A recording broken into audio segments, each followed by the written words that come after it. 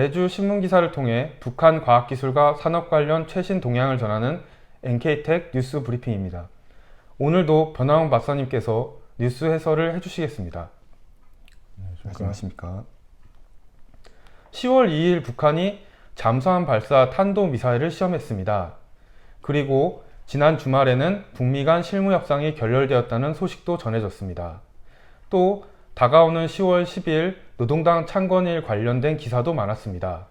그러다 보니 평소보다 과학기술 관련 기사가 좀 적었던 것 같습니다. 예, 그렇습니다. 그래도 그 가사처럼 뭐 과학을 사랑하라. 그러니까 가족을 위해서 항상 집안일을 고민하는 것처럼 언제나 과학기술을 생각하고 모든 문제를 과학기술의 힘으로 풀어야 된다. 이런 것들을 강조하기도 했습니다. 그 얼마 전에는 뭐 전체 인민이 학부형이 돼서 교육을 지원하라 뭐 이런 얘기 했었는데 요즘 북한에서는 좀 재미있는 표현들을 좀 많이 쓰고 있는 것 같습니다. 그렇군요. 그러면 본격적인 주제를 다뤄보도록 하겠습니다.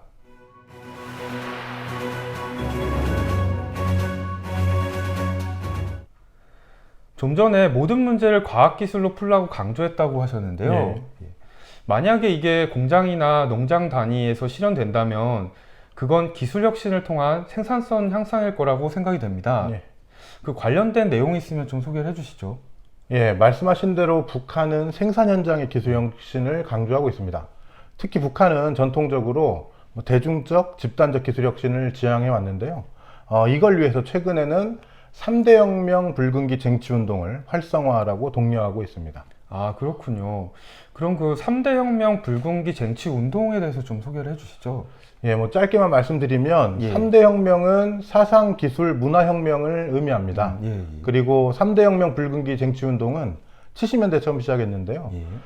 개인이 아니라 뭐 작업반이나 직장, 공장이나 농장 같은 그런 집단별로 3대 혁명 과제를 설정하고 그걸 달성하면 3대 혁명 붉은기 칭호를 받는 뭐 그런 대중운동을 의미합니다. 근데 이때 보통 그 과제의 구체적인 형태가 기술혁신이나 생산성 향상으로 설정되기 때문에 요즘 북한이 이 운동을 강조하고 있습니다. 북한이 여전히 대중적 기술혁신을 강조하고 있는 거군요. 예. 그럼 지난주에는 구체적으로 좀 어떤 사례들이 기사로 나왔는지 좀 소개를 해주시죠. 예, 좀 몇 가지만 소개를 해드리면, 뭐, 삼청광산이라는 곳이 있는데요. 그곳의 한 갱에서, 대중적 기술혁신 운동을 벌여서, 300마력짜리 대형 설비에 자동 속도 장치를 뭐 도입하는 걸 포함해서, 한 20여 건의 기술혁신을 생산에 도입했고, 그 힘으로, 최고 생산연도 수준을 돌파할 수 있었다고 이제 주장을 했습니다. 그리고 순천 화력발전소나 평양 주철관 공장 이런 곳들도 각각 대중적 기술혁신 운동으로 70여 건, 120여 건의 혁신을 현장에 도입을 해서 생산성을 늘렸다라고 하고 원산군민발전소 같은 경우도 자체적으로 과학기술 자료를 조사하고 기술혁신을 벌여서 전동기가 필요 없는 그러니까 전기를 쓰지 않는 자연 배수 체계를 개발했다고 주장했습니다. 그렇군요. 그 과학기술 발전에서 대중의 역할을 강조하는 북한의 특징이 잘 드러나는 사례인 것 같습니다. 과연 그 수준과 실효성이 좀 어느 정도일지는 좀 더 궁금하지만 좀 두고 봐야지 할 것 같습니다. 그렇겠죠. 그럼 이번에는 두 번째 주제로 넘어가도록 하겠습니다.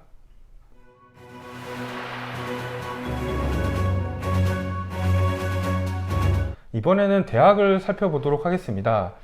특히 10월 1일이 김일성 종합대학 창립 기념일이었는데요. 이 학교에 관련된 얘기를 좀 해보면 좋을 것 같습니다. 예, 말씀하신 대로 그 김일성대 창립 기념일을 맞아서 그 최상건 총장과의 대담 그리고 이 대학 교원들의 생산 현장 관련 연구 성과 그리고 교육 활동 관련 뭐 성과 등 뭐 다양한 기사들이 실렸었는데요. 저는 이 중에서 이제 최근 북한이 뭐 교원대 등등에서 강조하고 있는 그 창조형 인재 교육 관련해서 학생과학연구소조에 대한 그런 말씀을 좀 드려볼까 합니다. 그 소조라고 하면 그 작은 조직 집단을 의미하는 거죠?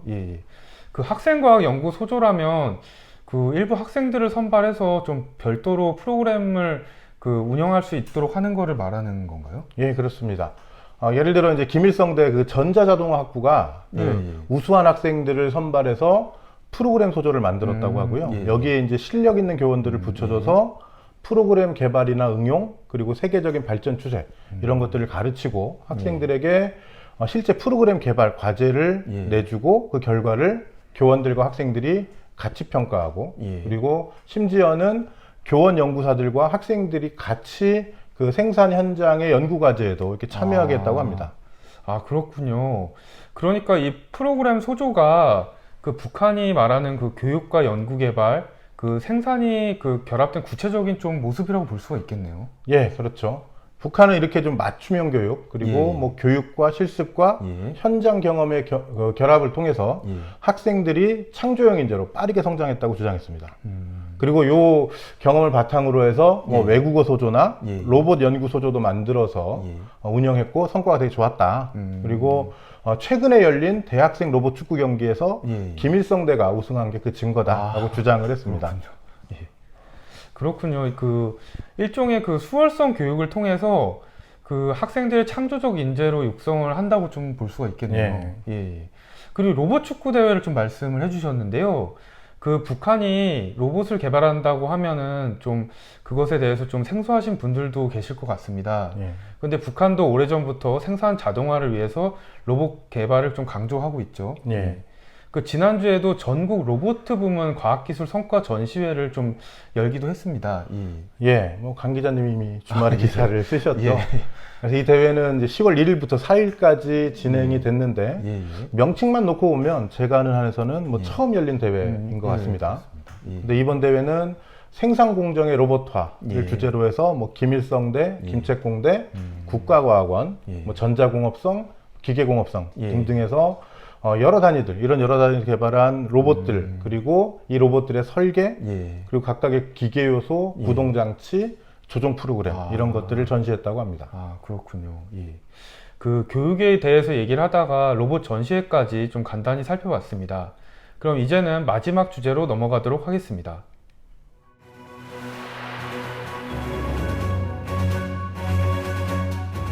몇 주 전에 북한이 4차 산업혁명 시대에 교육의 디지털화에 대해서 관심이 많다는 소식을 전해드렸습니다. 근데 지난주에는 그 디지털 경제에 대한 기사가 좀 나왔다고요? 북한에서는 이제 디지털 경제를 숫자 경제라고 하는데요. 그렇군요. 유엔 무역개발회의가 9월 초에 디지털 경제 보고서 2019를 발표했는데 그 내용을 소개하는 기사가 실렸습니다. 특히 이제 92년에 하루 100기가에 불과했던 그 데이터 전송량이 2017년에는 초당 45,000기가로 폭증했다. 그리고 이 추세로 가면 2022년에는 초당 15만 기가 이상까지 될 거다라는 수치를 인용을 하면서 디지털 경제 발전 잠재력이 크고 앞으로도 세계 경제를 더욱 추동해서 세계 경제의 이제 60%까지 디지털 경제가 차지할 거라고 하는 그런 전문가들의 예측을 소개했습니다. 근데 말씀을 듣고 보니까 그럼 북한이 그 디지털 경제에 대해서 굉장히 좀 긍정적으로 좀 평가를 하고 있는 것 같은데요. 꼭 그렇지만은 않은데요. 그렇군요. 북한은 이제 현재 그 디지털 경제에서 부를 차지하는 활동이 그 몇몇 나라에 좀 편중되어 있다 보니까 국가 간의 불평등이 심화되고 있다. 그래서 대부분의 나라들이 보다 좀 균형적이고 공평한 그런 디지털 경제를 바라고 있다는 그 내용도 소개했습니다. 국내 언론들도 이 보고서를 인용하면서 그 시가총액 기준으로 했을 때 세계 인터넷 플랫폼 기업의 90%가 미국과 중국에 집중되어 있다. 그렇기 때문에 이에 대한 적극적인 대책이 필요하다는 그런 보도를 하기도 했습니다. 그렇군요. 그 북한이 오래전부터 정부화를 강조하면서 디지털 경제에 대비해온 것으로 알고 있습니다. 그렇지만 또 후발주자로서 고민도 좀 만만치 않은 것 같습니다. 그렇습니다. 그 오늘도 여러 가지 소식을 전해주신 변화원 박사님 감사합니다. 이상 북한의 과학기술 소식을 전하는 NK텍 뉴스 브리핑이었습니다.